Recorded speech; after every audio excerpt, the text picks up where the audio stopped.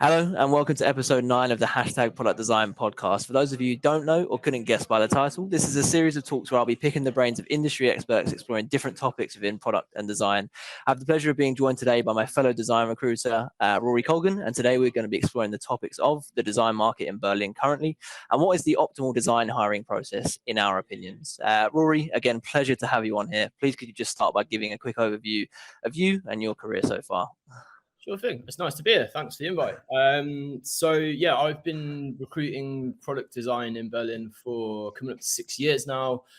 It was called UX when I started. It was in the sort of UX boom, and then obviously, trends have shifted the titles towards product design. Ultimately, what we do on a day-to-day basis is connect with clients, learn about what they're looking for within a good designer, and then we help them to find that person. We help to give advice around salaries, job titles, interview processes, and just generally try and give them our industry insights as like design experts, basically. And then the other side of it is helping candidates with, portfolio reviews, CVs, giving them help and advice around the job market, helping them to manage expectations as well. And just trying to make it as much as a pleasant user experience for them, so to speak.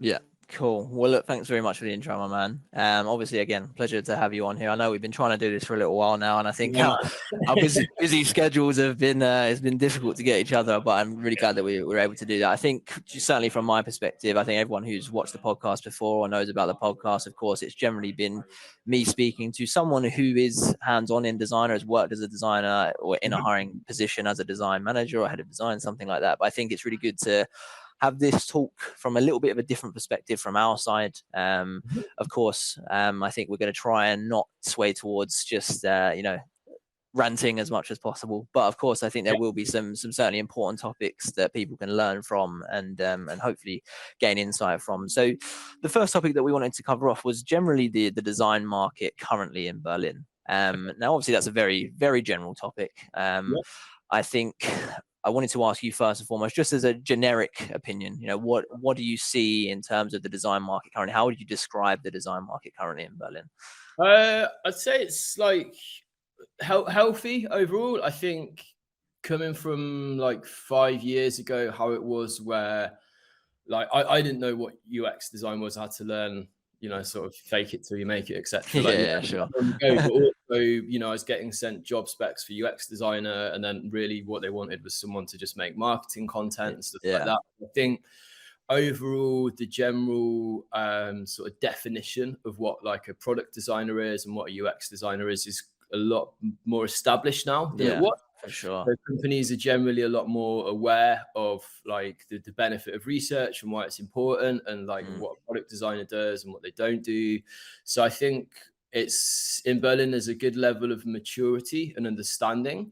I'd say it's in a healthy and positive place. Obviously, there's this sort of big question mark above like recession and all this kind of stuff. So with regards to like growth, we've seen it slow down a little bit, but I think also we need to measure it against last year when, we came out of COVID. It was booming, and this year it's sort of slowed down a little bit.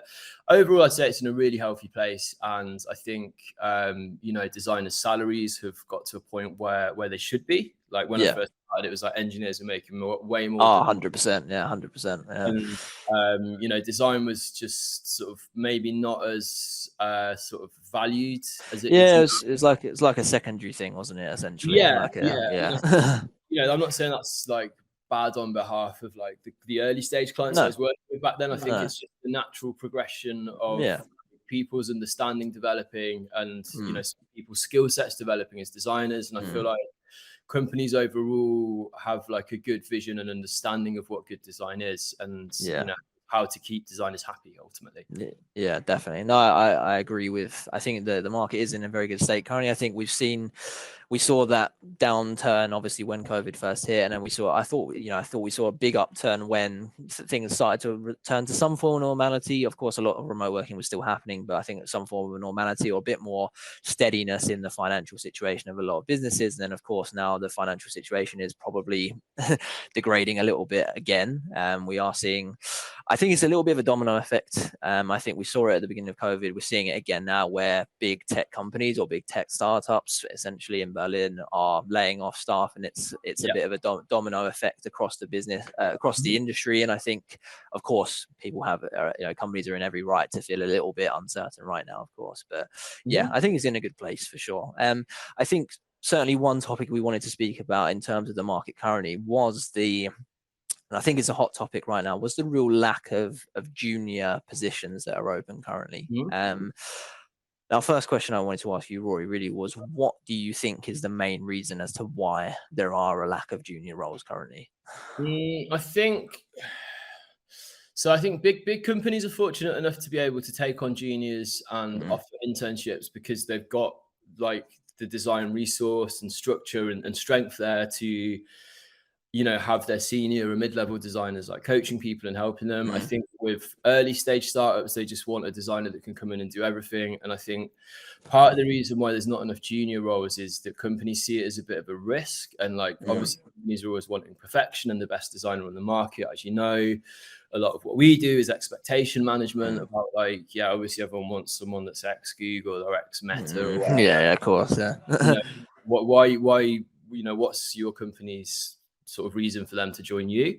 But I think a lot of it's down to the fact that design teams are still not that big in a lot of small size companies, and it's a case like they're probably a bit worried about investing in someone that's not an expert. Whereas I think personally, if you take someone on and do take a little bit of a risk with them, because you take a risk with anyone you hire. Yeah, exactly. I was going to say the same. A senior designer who's got loads of amazing experience, they're always going to get hit up by recruiters like us and other companies.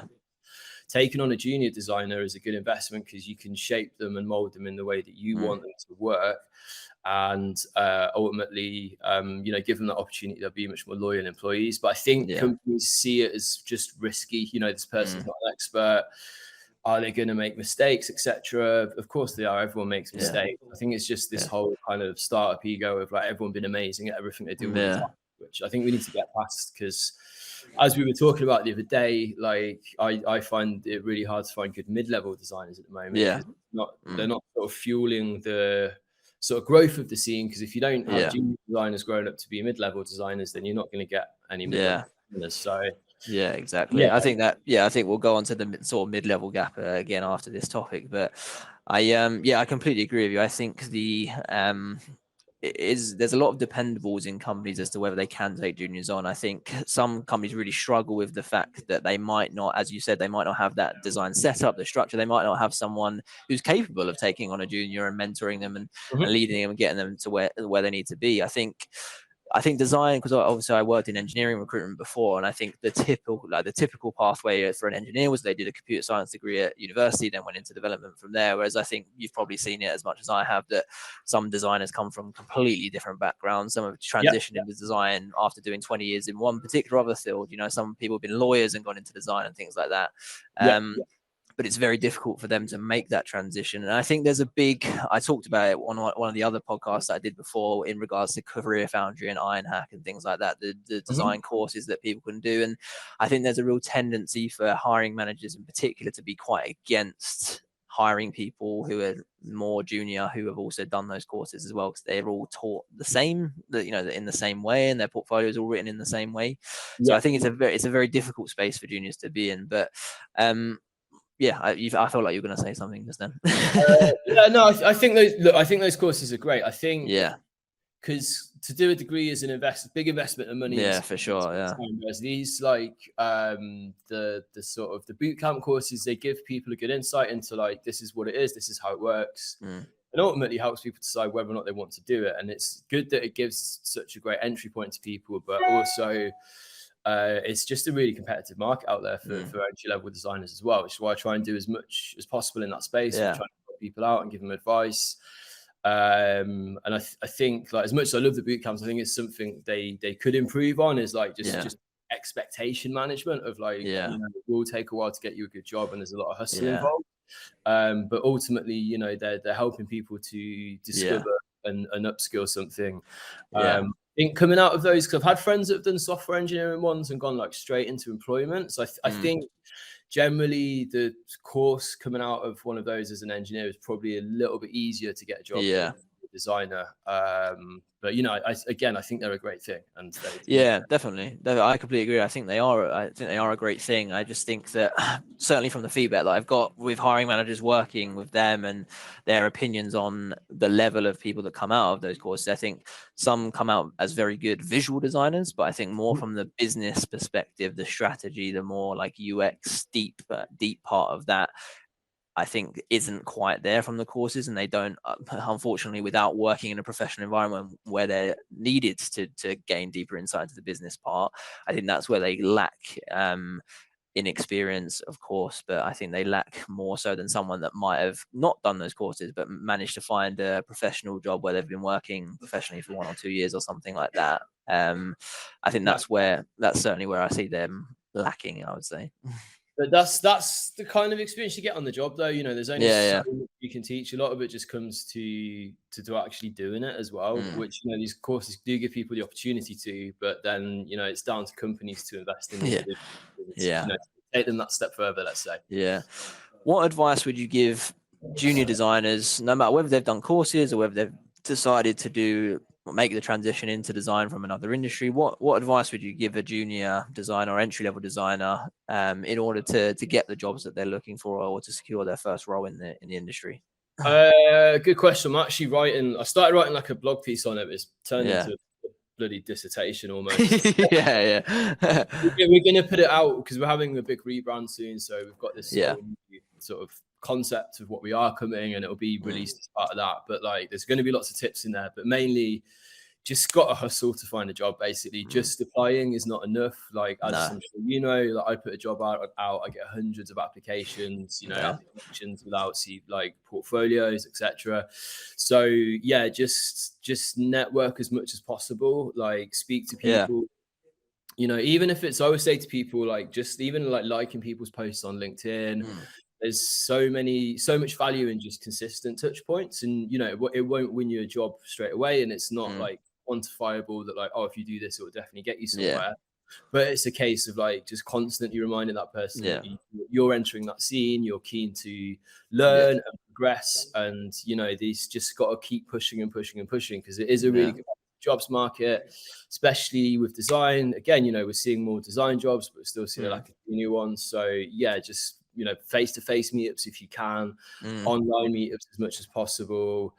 Just speaking to other designers. I think like the good thing about with my experience with the design community in Berlin is everyone's pretty helpful and quite chatty. 100%, You'll get this as a recruiter. Like, when you first start doing like business development, you're like, I need to call a stranger or like email a stranger. It feels weird. Like, once you get over that initial like awkwardness, it's actually not that hard. You just as long as you do it the right way, people are actually pretty receptive. So I think definitely, it's teaching them to like not be afraid to just go direct to a head of design. Sort of message them directly, and just speak to people at events. I'm shy and anxious deep down. Sure. Oh my god! But once you get yourself out there, it gets a lot easier. There's just so many. Just applying for jobs is sadly not enough. So you need to try and cover all these touch points all the time. Basically.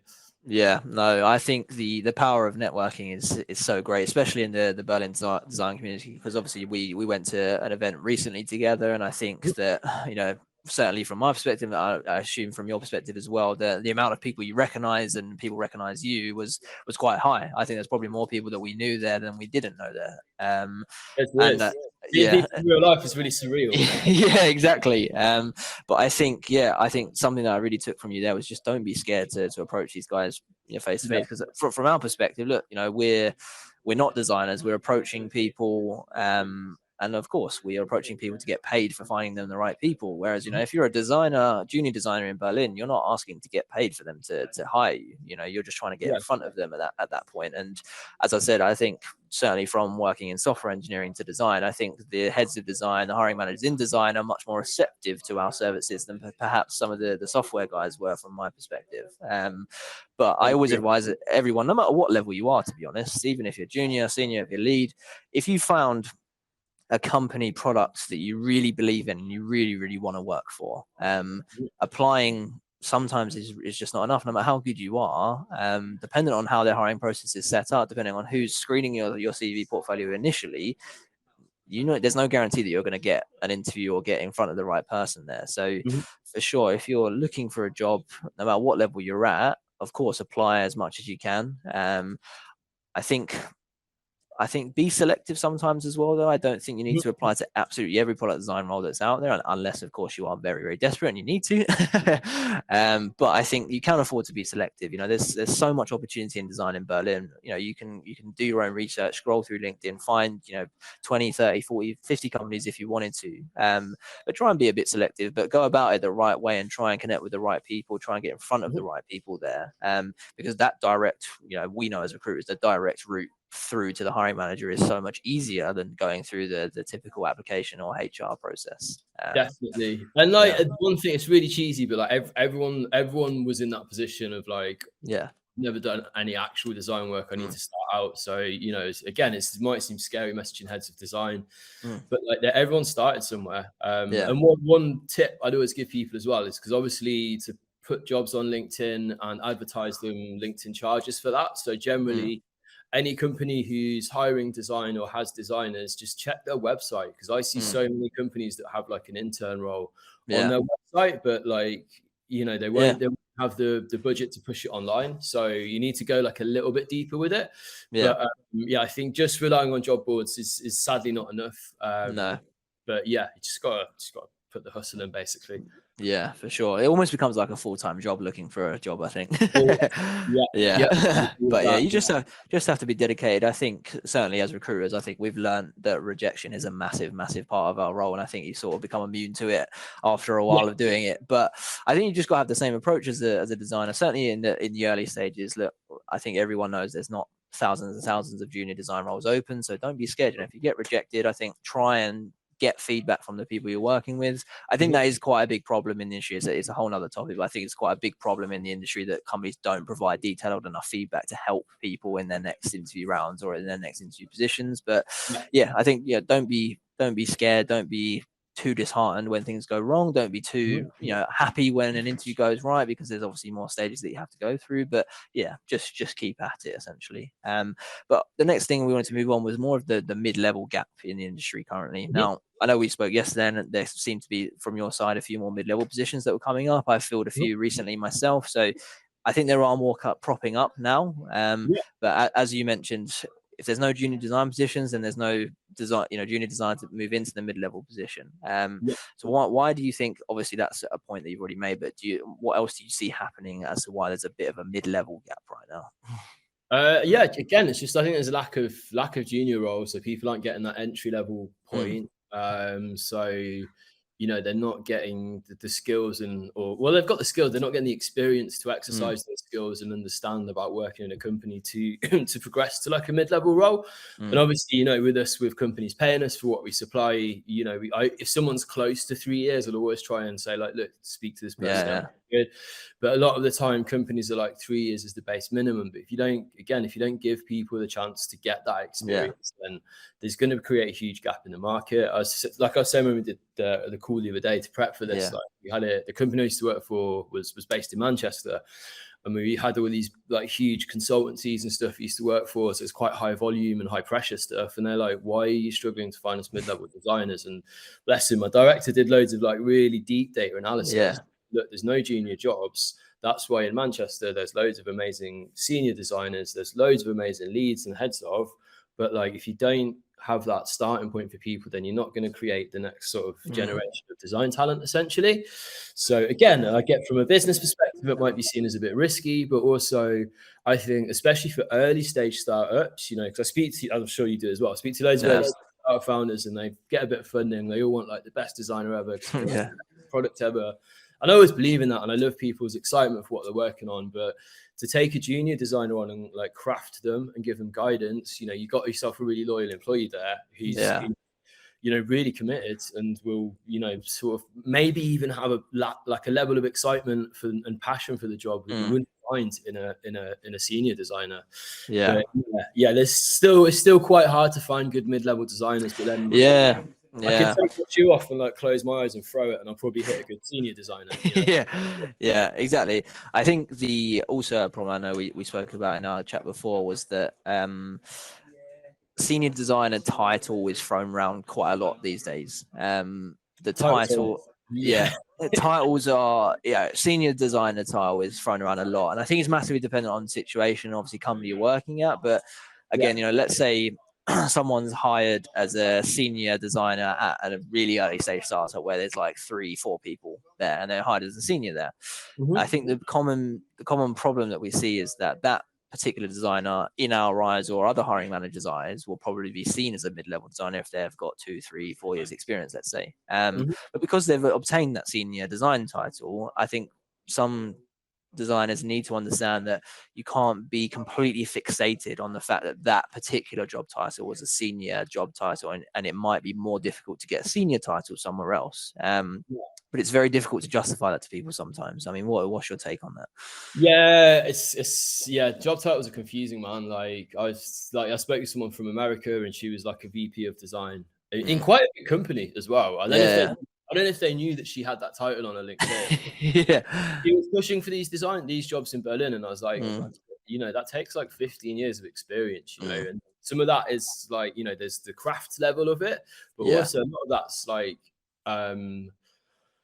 a managerial and like crisis management and people management experience that you can only get from doing a job from so long. Yeah, exactly. You can do courses in these things, but you need experience in these real life situations to get there.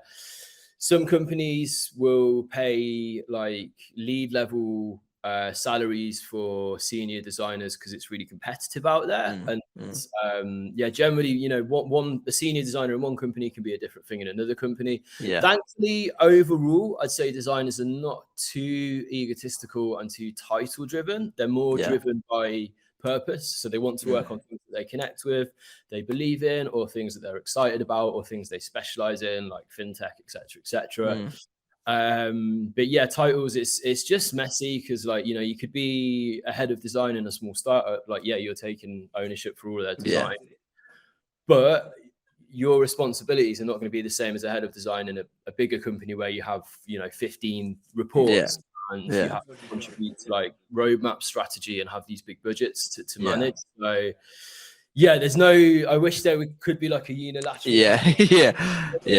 level. For me, the way I read it is generally up to 3 years is like sort of junior or just product designer, and then like 3 years above I call it mid-level, and then 4.5, 5 years senior. But some companies want 8 years for senior. Exactly. And like management and leads, it depends on the size of the company, the size of the operation as well. Because as you know, like big companies like Delivery Hero will have like lead designers for verticals, so they'll have a whole layer of leadership. Same as aspects or something like that. Yeah, exactly. I do. I think it's a common problem. I think it is just about. I think sometimes being a bit more realistic with where people's abilities are and what they're actually capable of. But also, I think it's also coming from the company's perspective as what they actually need from this person, what they actually want from this person. So I think job descriptions sometimes are very misaligned with their actual expectations of the role. I don't know how much you hear it, but certainly I speak to designers often, and they say, they might be in the first 3-4 months of their companies, at the specific company, and they say, I was like sort of missold what the role was going to be in the interview. So I do think it comes from the other side as well. It's job specs are a weird one. Like I put a piece out a while back because loads of things that if you just put in your job spec, you'd optimize the amount of candidates you have. Like if it's a solo designer working, taking ownership for all levels, all design, then just say it, because many people and they'll get into the interview and they'll be like, what's the rest of the design team? We'll be like, oh, it's just you. And they'll be like, okay. So just by stating certain things, companies can really optimize it. But there is a bit of a problem with. And, I know that a lot of this to do within the startup scene is generally lack of resources. So a product manager will probably write a design job spec, and they'll probably just Google various design job specs together. But then you need to be honest about what is this person actually doing? And as much as I like the title product designer, and it makes sense, as you know, it can mean different things. It can mean your 20% UI, 20% UX, and 80% UI. So just be clear on these things is the advice I Yeah. give. Because Yeah. job specs, so just, the job of UX design is like research UX and UI. It's quite clearly defined, but it's about breaking down, how much of each one of these things are you going to actually be doing in that job? Because that's like, if you missell someone a job, they're not going to stay there. It's not a good look. No, 100%. Again, I think it comes from the people who are writing them, or who, what structure they have in place. Generally, with a good design structure in place and a good hiring manager, they will much more understand. But again, even in certain instances, a lot of the time they're written by HR people or members of the talent team, and of course they relay information from the head of design, and hopefully they have a good enough relationship to be able to write good job descriptions for them. But again, I still think they miss sometimes from that perspective. Yeah, definitely. They're all quite like we both read a lot of them, and they all read pretty similar. When you get a good job spec, you're like, wow, this is well done. I wanted to ask your opinion before we move on to the next topic. Just last question, going on to the job description part. What's your opinion on having salaries included in the job descriptions? It's a tricky one. I'm always pushing for it, but I understand that it can be hard. We did I was on a talk about it a while back. So again, it's something which helps to optimize the funnel of candidates. If you like, this is the most amount we can pay. But also, I understand it can be awkward if you're in a company and you're advertising what different people are getting paid. But then on the flip side of that, I think, especially companies with big design teams, if you have a problem with advertising salaries, then that suggests there's systematic problems with parity and pay within the company. So I always post the salary to make my life easier. And, just again, sort of just people know yes or no, this is going to pay what I'm looking for. I do think, I know for a fact that designers like it when companies post the salary on the job spec and people are forever pushing with it. On the flip side of that, I do understand why some companies are a little bit wary about it. But I think if big companies are worried about it, again, it suggests there's probably some deep problems in the company about disparity and the quality. I'm a big believer as well. Everything I post generally, certainly messages and approaches that I make on LinkedIn and things like that, I will generally always put the salary in there, because I think that certainly a lot of the response I get is they appreciate the transparency about it. Because I think too many designers receive so many emails, so many messages on LinkedIn per day, and of course. I think having the salary is good in there, because a lot of the time, even if designers are earning more than the salary that's offered, they'll come back to you and say, look, I really like the product. I really like the look of the company, the product itself, but I am earning more than this. And they ask you, can it be negotiable? And at certain times with certain companies, yes, it can be. But I think without having that transparency up front, sometimes they don't want to waste their time, or they see it, depending on what the description is or what the responsibilities are, they might view it as not being worth their time at that point. But I think a lot of people appreciate the transparency with the salary side of things. Exactly. You don't want to spend time getting people on calls and then all of a sudden getting to know them and be like, oh, by the way, this is a salary and it's not going to fit. So, everyone's super busy. It just helps to save people time. And like you said, it's a trust thing as well. It's just the openness helps to build trust in the people. So and a lot of the time, look, I'd say I certainly think the senior gap is quite large now. As you said, companies are willing to pay lead salaries for seniors right now.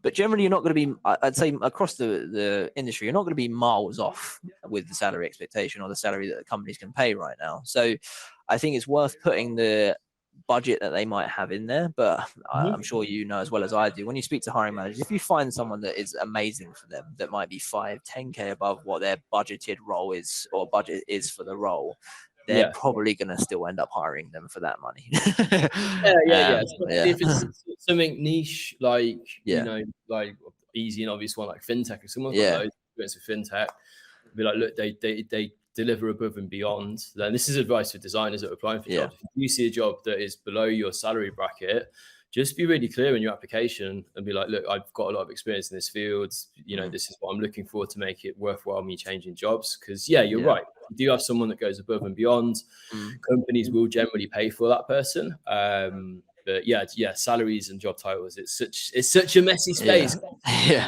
A lot of it's down to the size of the company and how much funding they have. So there's sadly no really clear way of sort of breaking down like this is what this should be and this is what that should be, because every company's got different sort of bank accounts and yeah, exactly. I think the introduction of bonus schemes, stock options, everything that now comes into the packages as well. It's very difficult. It's, as you said, it's such a messy space because some companies might offer lower salaries, but with big stock option packages and want people to come in and believe in the company enough to stay with them long enough to maybe be able to cash in from that perspective. But and then others that don't have the bonus scheme, don't have stock options, but offer higher basic salaries. And I think, as you said, I think the design community is one that's not egotistical, not necessarily salary driven, but of course everyone needs to earn a living at the end of the day. So yeah, cool. I wanted to move on to the next topic that we wanted to cover off now, which was, in our opinion, what an optimal hiring process looks like in design. Now, obviously, I think we have our own opinions on certain elements. I think again, it's massively situational based, but what do you see? The first question: what do you see as potentially being the optimal hiring process in design that you've witnessed or seen yourself? I think like 3 or 4 stages. Four stages is enough. Like 3 is fair. In the UK, like it's just 2 or 3 stages. Yeah. People hire designers and they stay at companies for a long time. It's been proven to work. I think a lot of Berlin design culture is influenced by Silicon Valley, and it sort of trickles down next to Berlin. So, things like the job titles and to an extent the salaries are very influenced by that. And sadly, the interview processes are as well. So like, some companies will have like 8-stage interview processes, and it's off-putting for candidates. And like one person I was talking to, she's amazing. And she's like, I've got a young kid. She's like, this process is not inclusive because I don't have time to do that. And have a child, and it's like that's you a long process is block out a lot of good candidates. And like, I always feel like, do you really need like this level of like clarification on so many different stakeholders?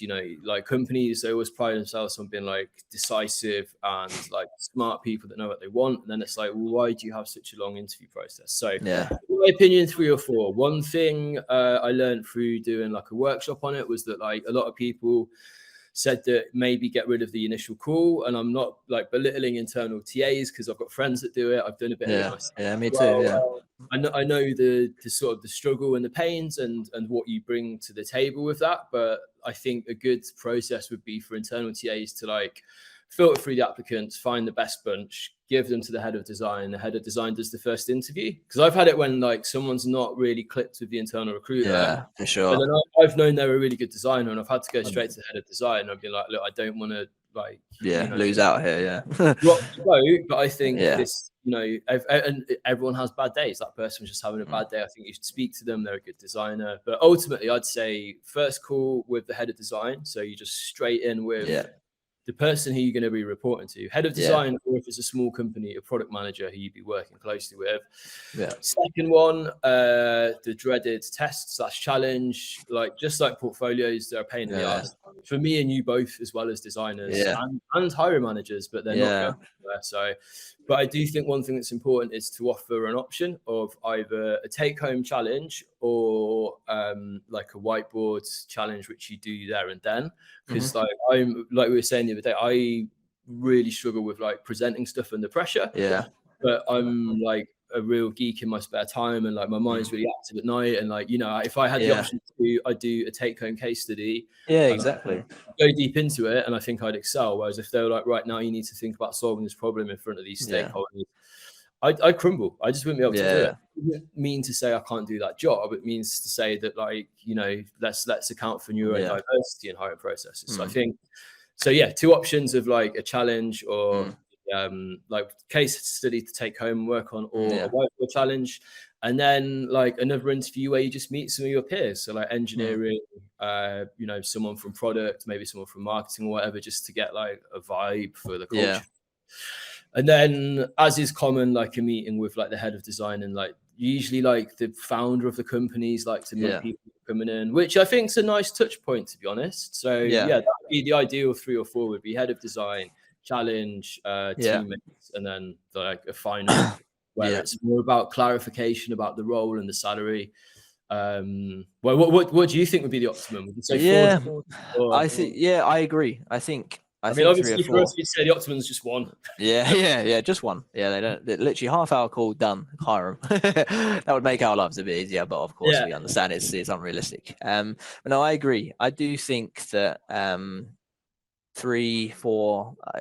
As I said to you, I think when we were preparing, I don't think it's necessarily the amount of stages that is the issue. Because I think we've both worked with companies that have maybe 5 or 6, but they do it very efficiently and effectively and can get them through. I think the length of time between the stages is usually the biggest problem. Because Agreed.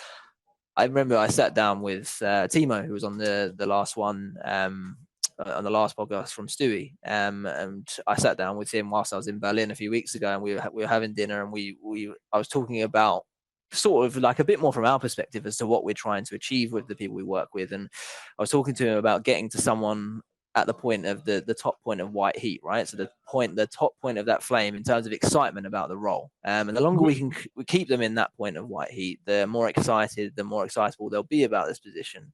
Now, the problem is when they start to drop down that flame and towards the bottom where it's not as good is when we take too much time between interview processes, because some people have the first call, absolutely buzzing, come out really excited. Yeah, I'm really excited about this role, absolutely love it.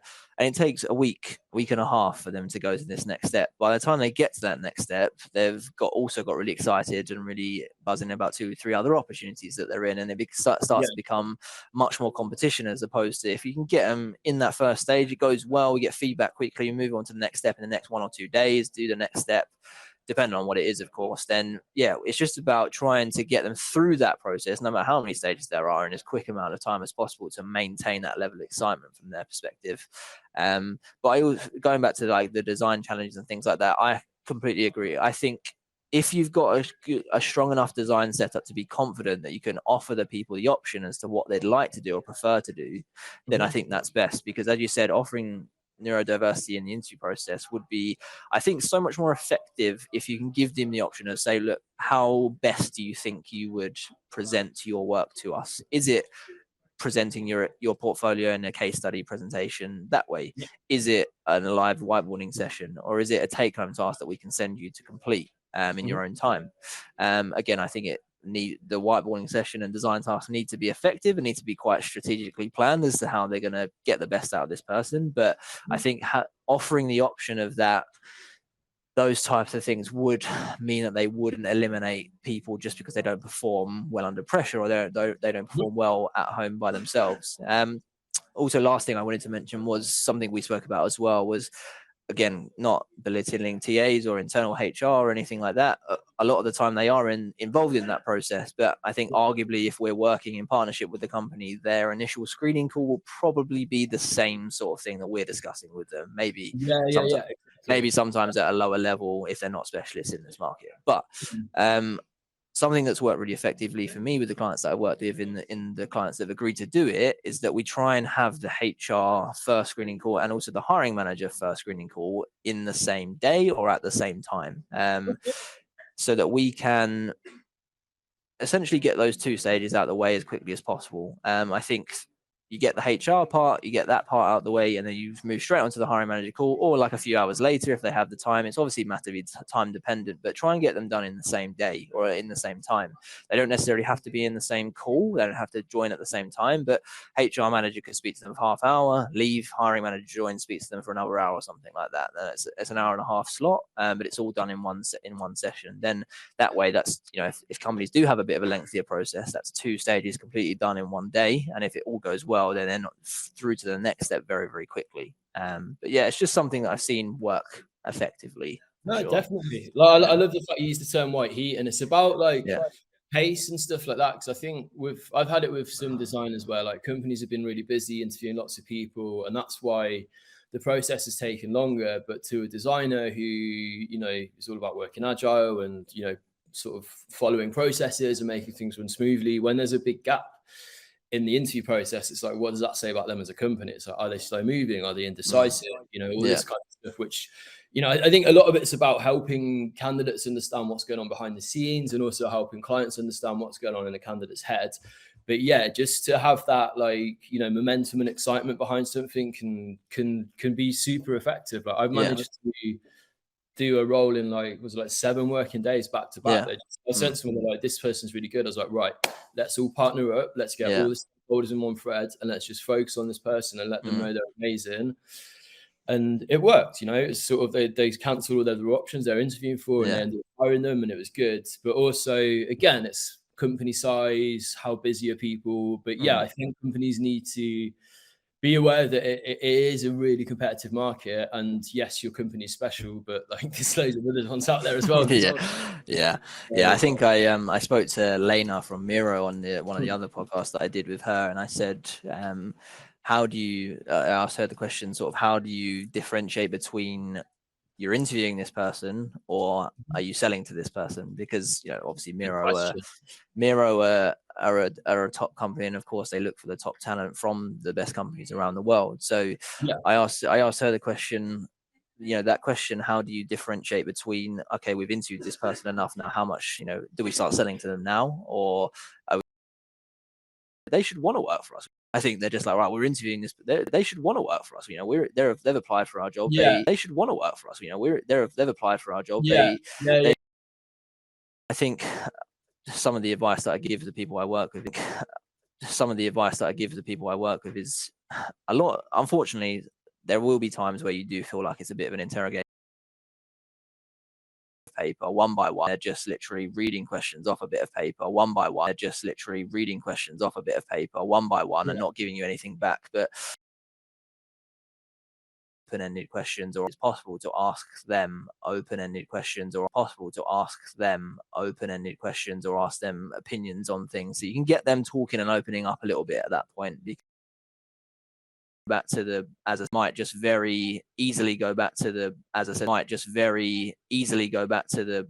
the bog standard like interrogation technique. If I'm just going to ask you as many questions as I can, not really say much, and then just leave at the end of it. No, it can sound a bit robotic. I think it's striking the balance of like selling but not overselling, but also interviewing as well. And I think it's a fine line with that, because I think if you go in too hard with like pitching things to people, they're a bit like, whoa, why is like why is this such a hard sale? And then I think if you're just too flat with just asking them generic questions, then it doesn't really get them pumped about it. So I think there's a fine balance to be struck between the two. Definitely. I think it goes back to what we do essentially. Is I think companies again just get too much in the fixated mindset of this person's applied for us, they should want to work for us. But I think if companies did more, certainly from my perspective, a big thing that I do is understanding people's motivations as much as possible and trying to make them align. You know, it's about coming to a logical decision as to whether this opportunity is actually going to be better for them in the long run. But I think, as you said, if there's one end of the spectrum where companies are just selling way too hard about what they do and why it's going to be benefit this person, without actually understanding that firstly from their perspective, what their motivations are and what they actually want, they could be just selling to the complete wrong person. It's just a massive waste of time for everyone. That's why I think it's good to just go straight in with a chat with it. If you have the head of design, with the head of design, it's like, you know, you can learn about what that person wants and what their vision of like good design culture is, etc. And then you can tell them about yours and then just see if it's an honest fit. Sometimes it's not, but it's better to get to that conclusion sooner rather than 2 or 3 interviews down the road. What's your opinion on how companies can do better to secure talent in such a competitive market right now? Good question. I'd say like, short, like 3, maximum 4 interview stages. And like, look, I've worked with bigger companies where they do have like 5 or 6 stages. And when we do send them someone who's amazing, we're like, it is like, right, let's get in a huddle. Let's let's plan this. Do it. So they can be effective. But I think, just for smaller to mid-sized companies, have a really quick interview process, like 3 or 4 stages. Tell candidates about the process and what it is. A lot of them don't do that. They'll do one interview. No, like they don't give them a time frame for feedback. They don't tell them like what's going to happen next. They don't map the process and manage your expectations of like, this will take X amount of time. This is how it works. So just generally giving as much information as possible about the interview process, how long it takes, what they expect from you. Another one, what do you want to see? We were chatting about this with case studies, like, as in like take home tasks, like you know, here's a take-home task, but say, here's a take-home task. We want you to showcase your skills in X, Y, Z. Because here's a take-home task is too broad, and like sometimes you have a time limit on it. Like I said, I used to have a company that'd always be like, they didn't do any research. I'm like, how are they supposed to do research when they're sat at home by themselves without access to users?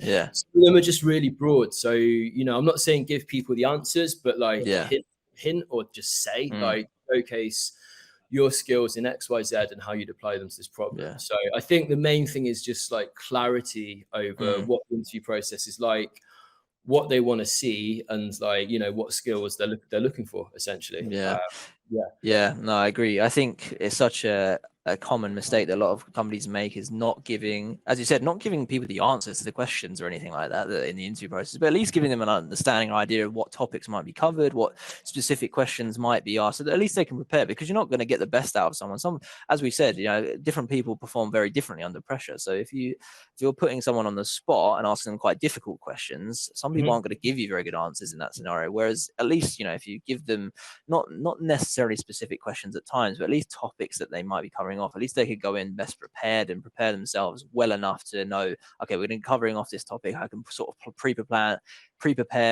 in my head as to what I'm going to discuss and how I'm going to present this answer to them.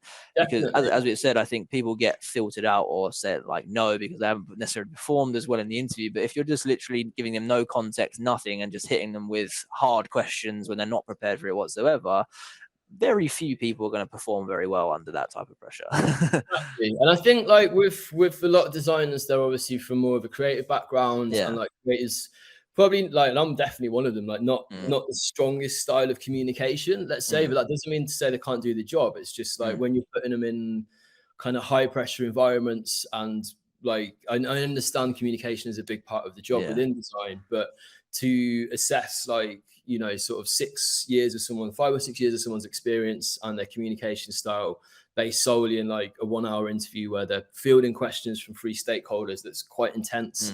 Probably not the best way to get an accurate read of what someone's actually like, what someone's communication skills are actually like, you know. So yeah, there's lots of work to be done, man. It's an ongoing thing.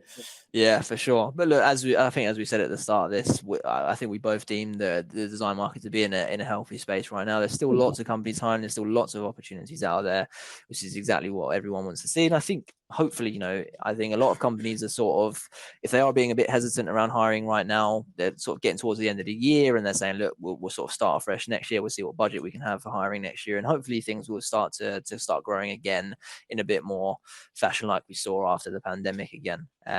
But yeah, Rory, it's been an absolute pleasure. Thanks very much for jumping on. Matt. Thanks for having me on, man. It's nice to share a space with someone that shares the same headaches as me. Yeah, for sure. Cool. Well, look, thanks very much. And yeah, speak soon, my man. Bye. Take care, man. See you later.